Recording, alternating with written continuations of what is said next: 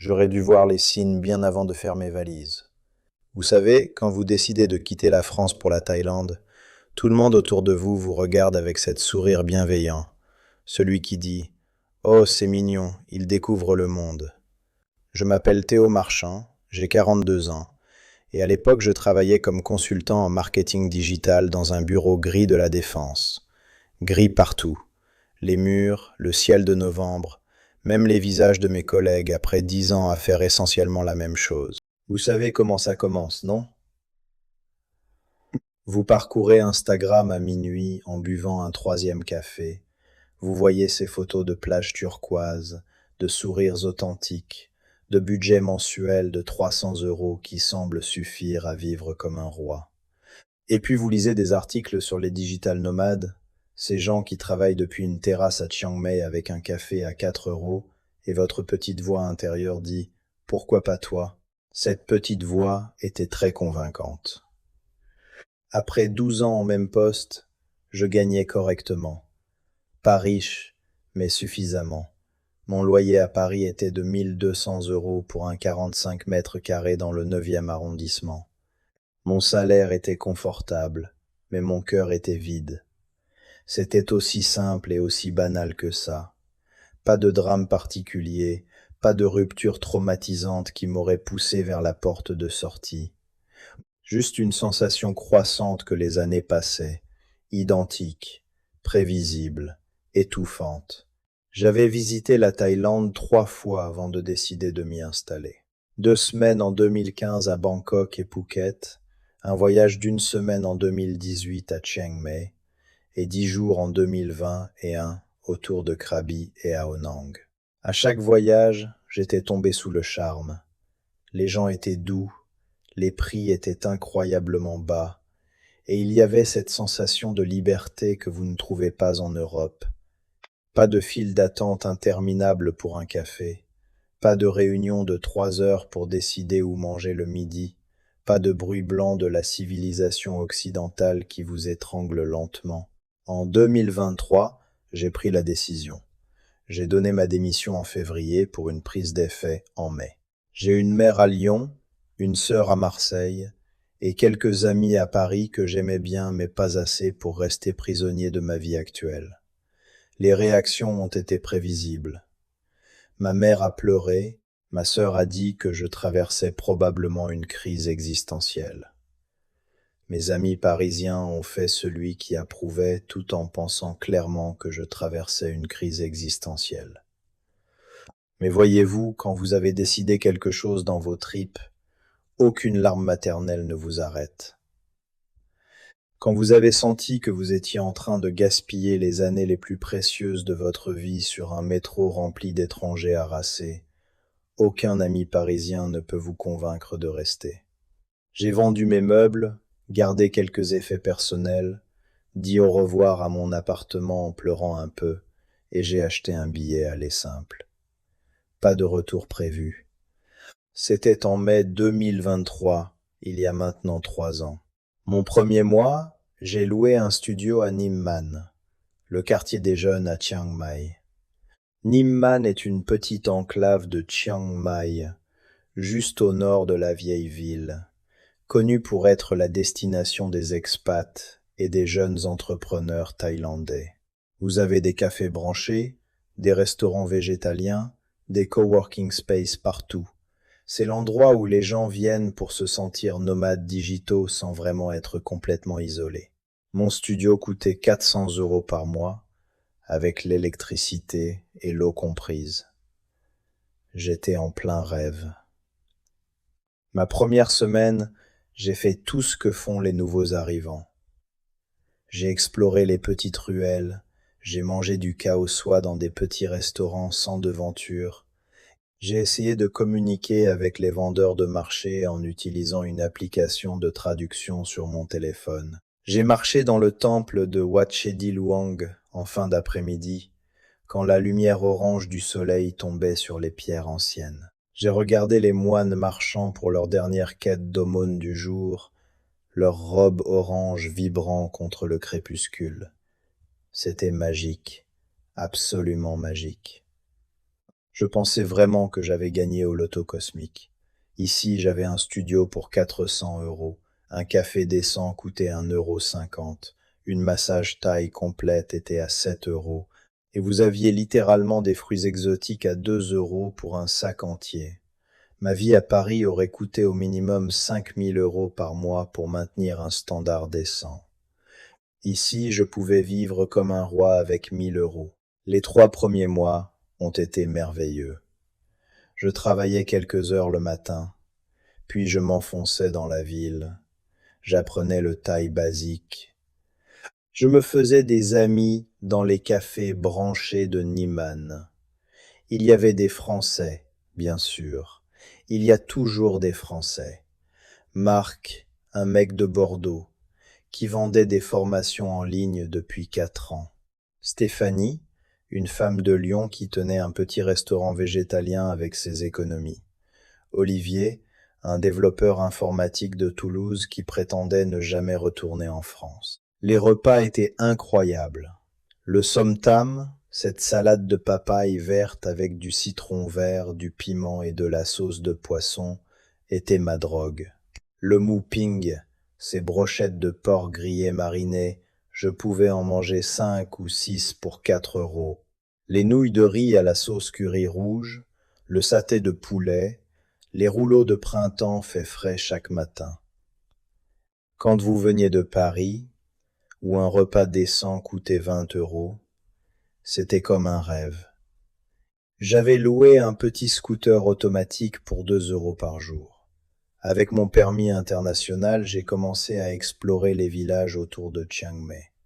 Le temple blanc de Wat Rong Khun à 1 heure de route, les chutes d'eau de Doi Inthanon, les plantations de thé dans les montagnes. Chaque week-end était une nouvelle aventure. Et voilà, j'avais enfin compris pourquoi les gens parlaient de la Thaïlande comme d'un paradis. Vous savez comment cela ressemblait à l'époque?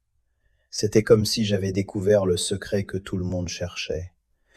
J'avais quitté la rat race, j'avais trouvé un endroit où la vie était meilleure, moins chère, plus colorée. J'envoyais des photos à mes amis parisiens dans notre groupe WhatsApp, et je pouvais presque sentir leur envie mélangée à leur jugement à travers l'écran. Théo qui s'est complètement perdu en Asie du Sud-Est. Théo qui a jeté sa carrière par la fenêtre.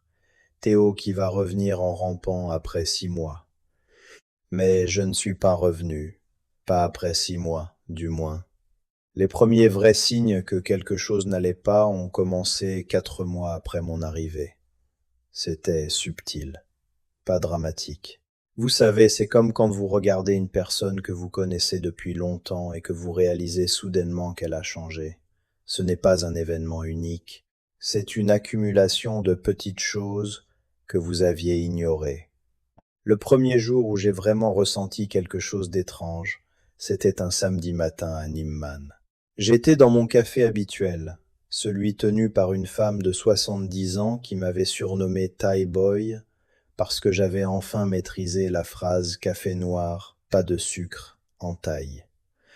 Il y avait une famille française à côté de moi, des parents et 2 enfants, probablement en vacances.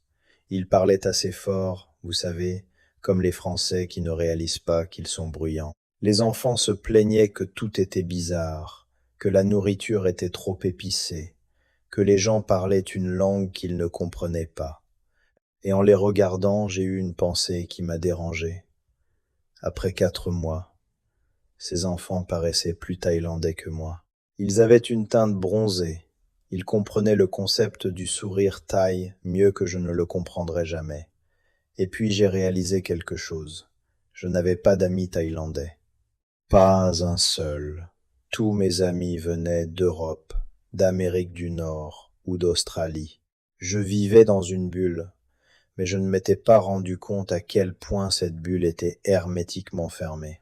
C'était comme si j'avais créé une vie parallèle à la Thaïlande, pas dedans, mais à côté. Ce moment de conscience a ouvert une porte que je n'aurais pas souhaité ouvrir. Parce qu'une fois que vous commencez à vous poser des questions sur votre vie, vous ne pouvez pas simplement les ignorer. Vous êtes forcé de les affronter, même si vous préférez fermer les yeux. Les mois suivants, j'ai commencé à noter les choses. Pas consciemment au début, mais plus tard, je me suis rendu compte que j'avais fait une liste mentale de tous les aspects de la Thaïlande qui n'étaient pas du tout ce que je pensais qu'ils seraient. Et ces aspects, ils étaient de plus en plus nombreux et de plus en plus lourds. Premièrement, la solitude. La vraie solitude, pas la solitude créative dont parlent les blogueurs de voyage. La solitude qui vient du fait que vous ne pouvez vraiment communiquer avec personne à un niveau profond. Même après 1 an, mes conversations en thaï étaient basiques. Très bon, très savoureux. Où sont les toilettes? Quel est ton nom? Les subtilités d'une langue, les blagues, les références culturelles, les nuances émotionnelles, tout cela était au-delà de ma portée. Et quand j'essayais de parler avec des Thaïlandais en anglais, il y avait souvent un fossé culturel qu'aucune langue ne pouvait vraiment combler. Ma massothérapeute habituelle, une femme douce appelée Noc, et moi, nous nous voyions 2 ou 3 fois par semaine, mais nous ne parlions jamais de rien qui dépasse une conversation superficielle. Elle avait 2 enfants, elle vivait à 1/2 heure de la ville, elle travaillait 6 jours par semaine de 9 heures du matin à 9 heures du soir pour gagner 300 € par mois. Je savais ses faits sur elle, mais je ne savais rien de qui elle était vraiment. En parallèle, ma vie professionnelle commençait à se désintégrer lentement. J'avais emporté mes clients français avec moi en travaillant à distance. Pendant les 3 premiers mois, ce n'était pas un problème. Je me levais à 6 heures du matin, je faisais 1 heure de travail avant que la chaleur devienne étouffante, puis je prenais une pause. Mais progressivement, les fuseaux horaires ont commencé à me tuer. Quand mes clients français avaient besoin de moi pour une réunion importante, c'était 10 heures du soir en Thaïlande. Quand je devais remercier pour un travail bien fait et recevoir des retours, c'était minuit, 1 heure du matin. Et puis, il y avait la réalité physique de vivre dans un climat tropical. Personne ne vous parle vraiment de ça. Vous voyez les photos des couchers de soleil, de la pluie chaude sur les feuilles, des cieux dégagés. Personne ne vous dit qu'en septembre, quand la mousson arrive, votre appartement de 400 € par mois se transforme en caverne d'humidité. Vos vêtements sentent la moisissure après 2 jours dans l'armoire. Votre peau vous démange constamment. Vous vous réveillez couvert de sueur, même si la température est de 32 degrés Celsius, et que vous êtes nu sous un ventilateur qui fait du bruit toute la nuit. Il y avait aussi la réalité de la bureaucratie thaïlandaise.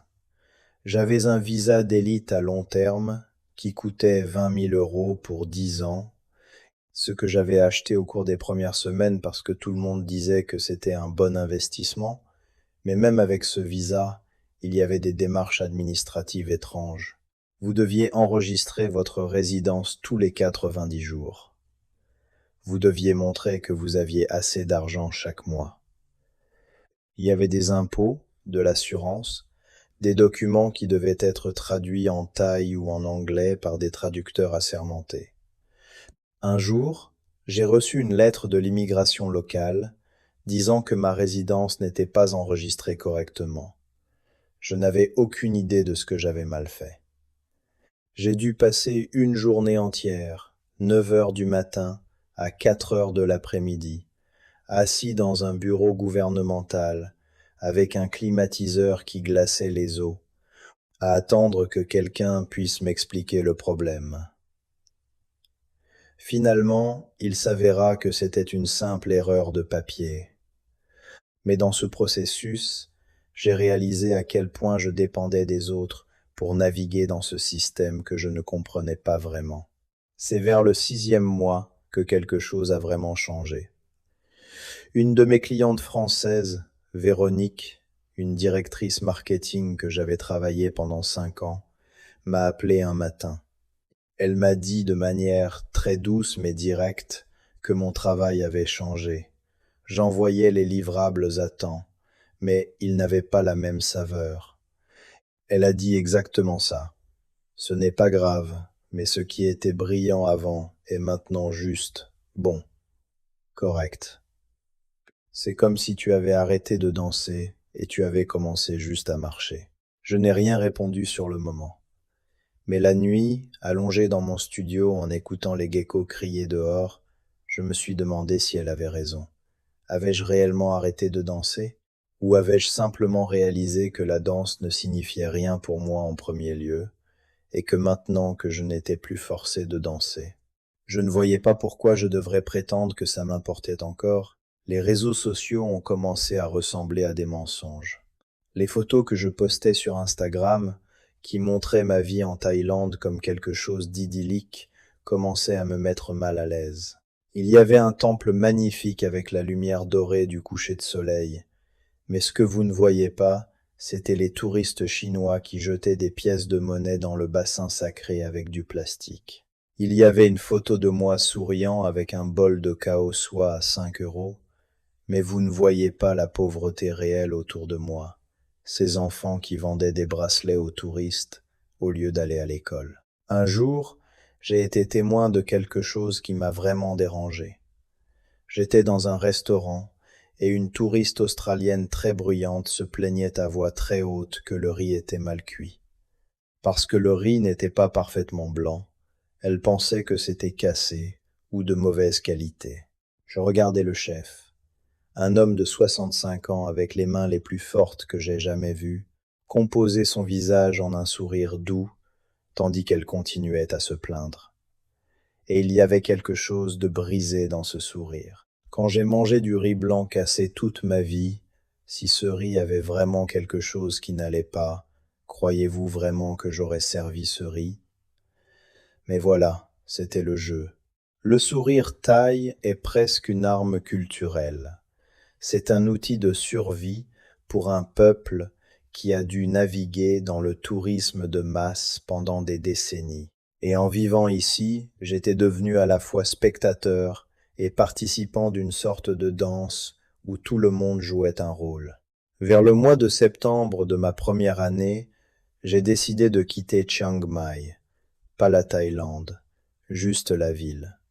Je pensais que le problème était peu, être Nimman, avec tous ses expats, ou Chiang Mai elle-même, peu, être que je devais aller quelque part de plus, authentique, plus thaïlandais, plus réel.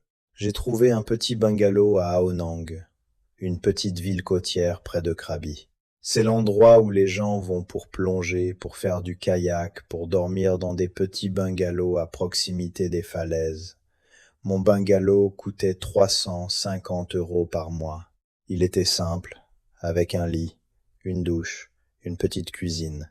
Pas de climatiseur, juste un ventilateur et des portes grandes ouvertes à l'océan. Les 3 premières semaines ont été géniales. J'ai nagé tous les jours, j'ai exploré les petites îles en bateau, j'ai mangé du poisson frais grillé sur la plage. Les gens à Ao Nang étaient un peu moins touristiques que ceux de Nimman. Ils avaient moins de sophistication programmée. Mais c'était aussi une révélation assez dévastatrice. Sans l'infrastructure de Nimman, sans les cafés Wi-Fi, sans les autres expats pour parler anglais, j'étais vraiment seul. Et c'est là que la dépression a vraiment commencé. Je ne m'en suis pas rendu compte immédiatement. C'est l'une des choses sournoises à propos de la dépression. Elle ne frappe pas comme un accident de voiture. Elle s'installe lentement, comme la marée qui monte imperceptiblement. Un jour vous mangez 3 repas, le lendemain vous oubliez le petit déjeuner. Vous arrêtez de faire une promenade quotidienne à la plage, vous abandonnez la natation, vos appels vidéo avec votre mère deviennent plus rares, puis vous arrêtez de les prendre. Je restais dans mon bungalow, assis en face de l'océan. Je regardais l'eau turquoise, et je me demandais pourquoi je me sentais si vide. J'avais tout ce que j'avais quitté la France pour avoir. Un climat chaud, l'absence de bruit urbain, des fruits exotiques, la possibilité de travailler quelques heures par jour et de ne rien faire le reste du temps. Et pourtant, je n'avais jamais été aussi misérable. Une nuit, assez tard, j'ai appelé ma mère. Elle a décroché en disant immédiatement, avant même un bonjour, Théo, qu'est-ce qui ne va pas? Elle pouvait l'entendre dans ma voix, cette absence de vie. Je lui ai parlé pendant 2 heures.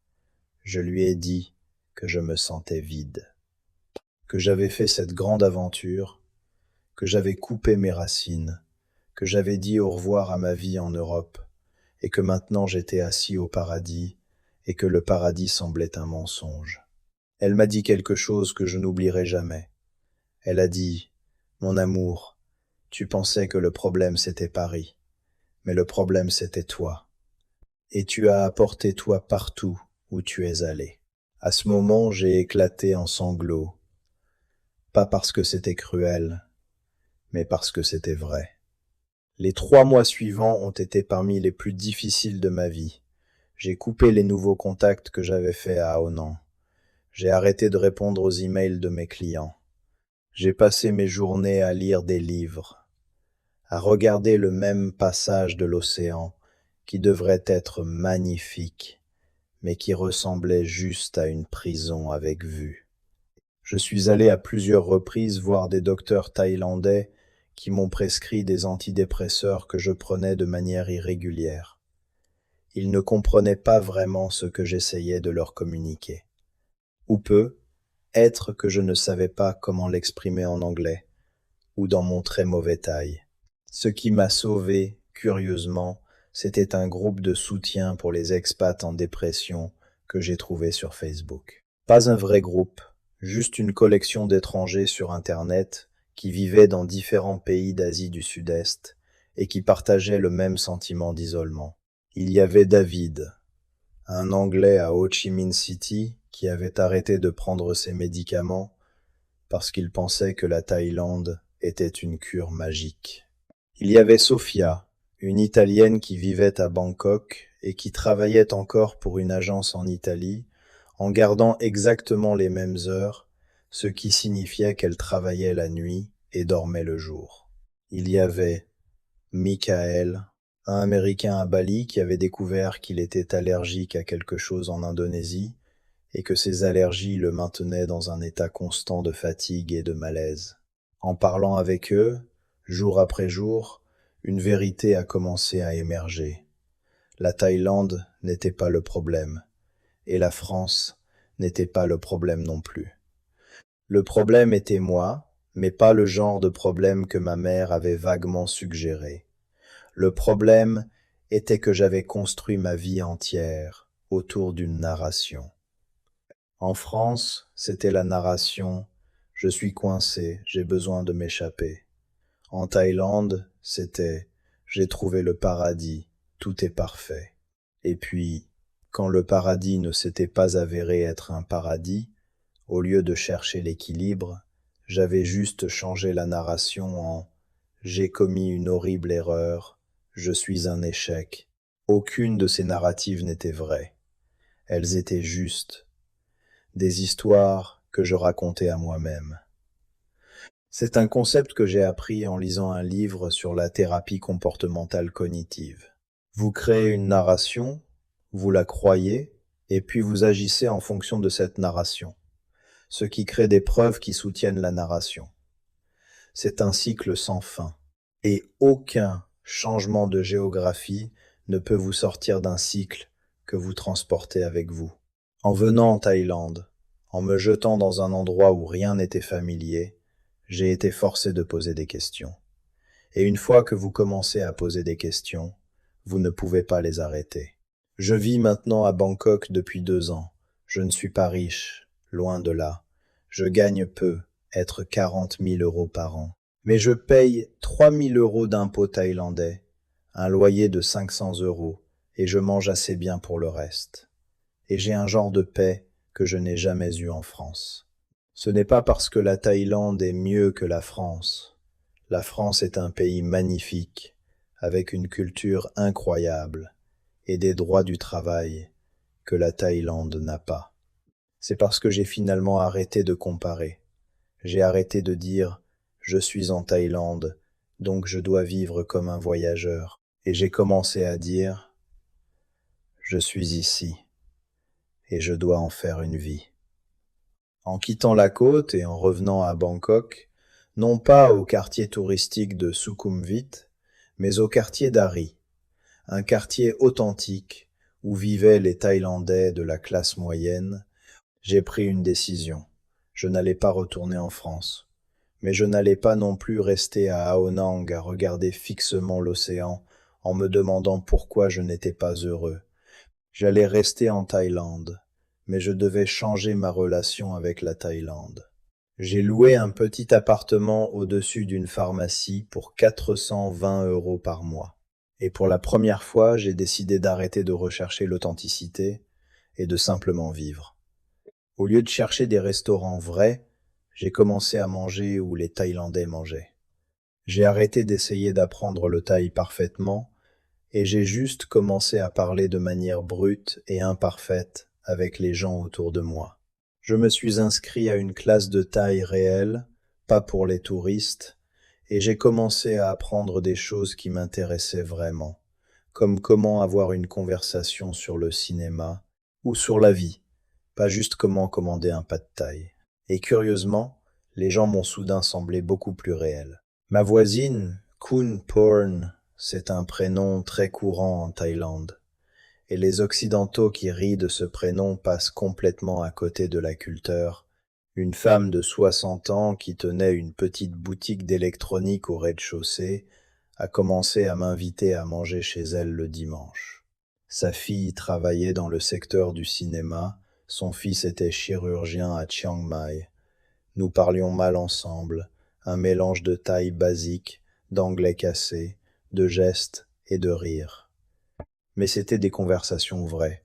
Elle me demandait pourquoi j'avais quitté la France, et j'essayais vraiment de répondre, pas avec une histoire de voyage, mais avec la vérité brute et confuse de celui qui fuit. J'ai commencé à remarquer la beauté de Bangkok de manière différente.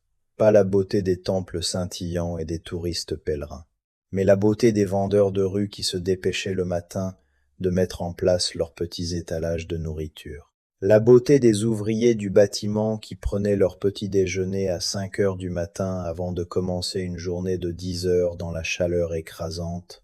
La beauté des enfants qui allaient à l'école en uniforme blanc et bleu, si disciplinés, si respectueux du système même s'il n'était pas parfait. Ma relation avec le travail a changé aussi. Au lieu de continuer à travailler à distance pour des clients français qui m'épuisaient, j'ai décidé de réduire mes heures et de chercher du travail local. J'ai commencé à travailler pour une petite agence de marketing thaïlandaise basée à Bangkok. Ils m'ont payé moins, bien sûr, beaucoup moins. Peu, être 3 000 € par mois au lieu de 5 000. Mais le travail avait soudain un sens. Je n'étais pas juste du travail en arrière-plan, je contribuais à une équipe réelle qui était assise à côté de moi, qui déjeunait avec moi, qui m'invitait à des fêtes. Et voici la vérité dure que personne ne veut vous dire sur la Thaïlande. C'est un endroit merveilleux, mais seulement si vous arrêtez de chercher à ce qu'il soit quelque chose qu'il n'est pas. C'est merveilleux si vous acceptez que le système bureaucratique est chaotique, que les gens dans les bureaux gouvernementaux ne comprendront jamais vraiment vos problèmes, que les salaires sont bas parce que le coût de la vie est bas et que cette simplicité a un prix. Quelquefois, les gens me demandent si j'ai gagné au loto en venant en Thaïlande. Et la réponse honnête est non. J'ai juste échangé un ensemble de problèmes contre un autre ensemble de problèmes. La différence, c'est que je suis trop fatigué maintenant pour faire semblant que les problèmes sont la faute de quelqu'un d'autre. En Thaïlande, vous ne pouvez pas blâmer le système. Le système est ce qu'il est, et il a travaillé avec ou sans vous depuis des siècles. Vous ne pouvez pas blâmer les gens. Ils font de leur mieux avec ce qu'ils ont. Vous pouvez seulement vous blâmer vous-même, ou accepter que la vie soit juste un processus d'acceptation des choses que vous ne pouvez pas changer. À ce moment, dans ma 3e année en Thaïlande, j'ai commencé à comprendre pourquoi j'étais vraiment venu ici. Ce n'était pas pour échapper à Paris. Ce n'était pas pour devenir un digital nomade. Ce n'était pas pour la plage ou la nourriture bon marché ou le climat chaud. C'était simplement parce que j'avais besoin de me perdre complètement pour me trouver à nouveau. Cela sonne très spirituel et très YouTube, et c'est un peu le cas. Mais c'est aussi vrai. Vous ne pouvez pas vraiment changer si vous êtes entouré des mêmes murs, des mêmes gens, des mêmes rituels quotidiens. À un moment donné, votre cerveau décide que c'est normalisé, que c'est comme ça que la vie doit être, et vous arrêtez de poser des questions.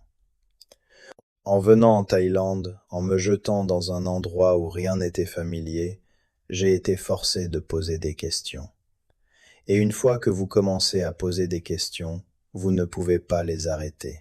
Les amis qui m'ont connu avant de partir disent que je suis différent.